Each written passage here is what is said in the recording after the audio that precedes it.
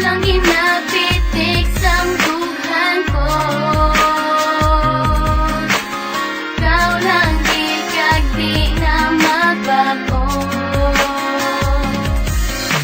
Tugtugin ko na ini nga ginatago, ang balat siyagon nga nagkapangayo sa pagpalangga mo.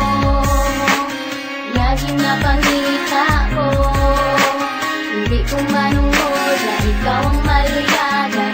Ang palanggaon ka hindi ko ginapungkita. Ako ang nahulog sa imo, di ko ma-explain ang nabatsyagan ko.